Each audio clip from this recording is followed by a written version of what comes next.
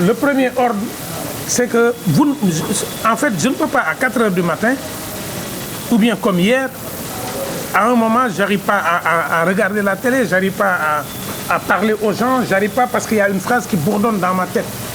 Qui bourdonne dans ma tête, c'est hier ou avant-hier. Ça dit, cette phrase, il faut qu'elle sorte. Il faut qu'elle sorte. Là, j'ai mon téléphone. Si je l'écris, la phrase, elle part. Donc je déclenche l'enregistreur et j'écris le texte. Parce que je suis là en face de la télé et je vois quelqu'un qui dit des choses pour faire mal à quelqu'un. C'est-à-dire que je vois quelqu'un qui parle de son entreprise, de son chef d'entreprise et qui souhaite que son chef d'entreprise perde ses comptes bancaires. Ah, on a besoin de nous insulter, de nous Exactement. Et là, il me vient en tête, il y a une phrase qui tourne comme un serpent dans ma tête qui dit « Mais le serpent, parfois, il mord sa propre queue, mais il pense que c'est la queue de quelqu'un d'autre. » C'est-à-dire que vous êtes dans une entreprise, l'entreprise a des problèmes financiers, et vous dites « Niaou ». Et vous envoyez des dossiers pour que l'entreprise... Je dis « Mais est-ce que cette personne sait que si l'entreprise la périclite, lui-même, demain, il aura des problèmes ?» Et après, moi, j'ai l'ordre, quelque part, d'écrire ce texte-là, et je l'écris. Et heureusement, le 26 juillet, sur l'esplanade du Grand Théâtre, à la Grande Nuit du Conte, comment est-ce qu'on peut, avec des mots, arriver à répondre à des discours et des attitudes politiques? Pourquoi la Grande Nuit du Conte? On l'organise au Burkina, on l'organise à Conakry, mais pourquoi cette année au Sénégal? La thématique, c'est Enfants d'Afrique unie.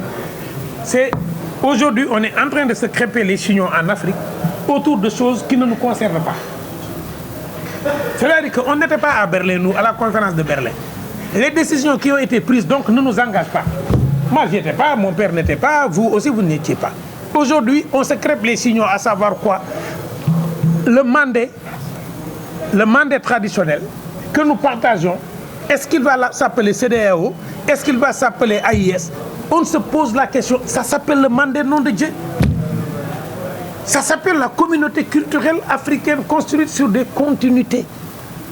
Ça ne s'appelle pas CEDEAO, ça ne s'appelle pas UMOA. C'est des mécanismes techniques d'organisation moderne. Mais si on se pose la question essentielle de ce qui nous lie, comme le disait Senghor, on règle la question pertinente. Et à la fin, pourquoi est-ce que je laisse parler les anciens alors que j'ai laissé une écriture dite contemporaine? C'est parce qu'il y a une belle phrase qui m'a happé à un moment où je l'ai entendu à Koki, où un vieux me dit bo yakamte am jabar takkal jigen ju ëmb bo yakamte am dom takkal jigen ju ëmb.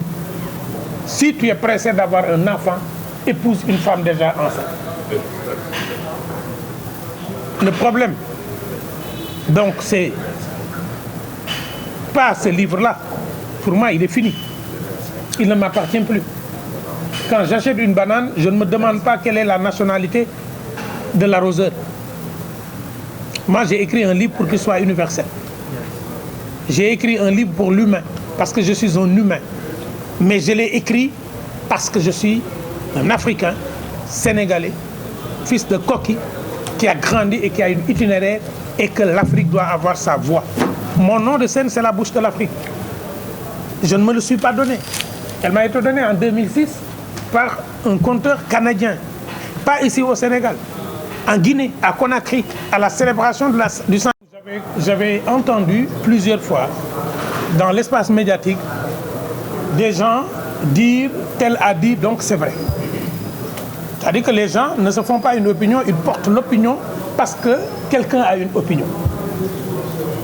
Et à un moment, je me suis dit, mais qu'est-ce qui nous est arrivé?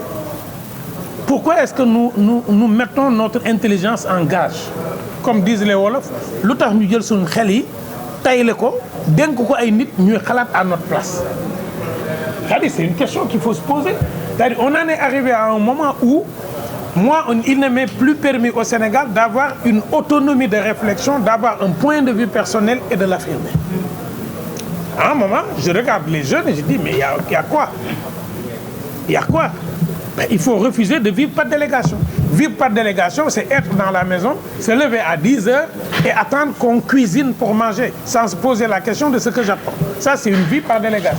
Dans une société africaine où, moi, personnellement, quand j'étais jeune, enfant entre Koki et Tchamen, déjà à 6 ans, je montais sur le cheval pour participer à la production des biens. À 8 ans, quand j'étais lourd, je suis descendu du cheval pour le tenir par la bride pour que les tracés des arachides soient des tracés. Dans une société comme ça, où chacun a toujours participé à la production des biens, comment se fait-il qu'à partir de 40-50 ans, on soit assis et qu'on attende que les autres décident à notre place? Quelqu'un qui ne va pas voter, qui ne va pas aux élections, pour moi, il vit par délégation. Mais la délégation la plus périlleuse, c'est la délégation de sa réflexion. Quand on délègue sa réflexion aux autres, on les laisse réfléchir pour nous, on devient ce qu'on appelle un mouton de Panurge. Je vous renvoie à Rabelais, à Gargantua. Un mouton de Panurge, c'est Karoumiyar. On mérite mieux que ça en tant qu'être humain. Dans une société qui croit à Wallah Khad Karamna Bani Adama, on ne peut pas avoir cette élévation divine-là et nous rabaisser au point que notre existence n'est que par délégation. C'est une véritable question qu'il faut poser aussi. C'est une question existentielle. Donc, pour moi, les choses sont très simples. Tout ça, parce qu'on vit des inquiétudes et des doutes. Nous sommes des humains, nous avons des souffrances et nous avons des questionnements. Et ces questionnements-là produisent des textes et ces textes, on les partage. Moi, une fois que j'ai écrit un texte et que je l'ai envoyé un viatique le vendredi, moi, je suis soulagé. Et Al-Maktoum disait qu'Allah élève ses grâces, je suis responsable de ce que je dis, je ne suis pas responsable de ce que tu comprends. Donc ma responsabilité, c'est d'écrire. Maintenant, comment est-ce que vous allez comprendre mon écriture? J'espère que mon écriture n'aura pas une compréhension uniforme. Parce qu'à partir de ce moment, ce sera un échec pour une œuvre d'art d'avoir une seule signification. C'est sa polysémie qui lui donne de la force. Que chacun lise mon livre et que chacun se l'approprie, que les uns l'aiment ou ne l'aiment pas, ça ne m'intéresse pas. Une fois que je produis une émotion en eux, je pense que j'ai atteint mon objectif, parce que l'objectif du créateur, c'est de produire des émotions, qu'elles soient positives ou négatives. Il nous faut écrire. Et en conclusion, pour remercier tous ceux qui sont venus ici et qui n'ont pas de temps, que j'identifie là, qui n'ont vraiment pas de temps, je suis très étonné de les voir ici et je m'en réjouis. Et au nom de Aïcha, j'ai terminé ce livre par cette petite fenêtre-là, les anciens disent.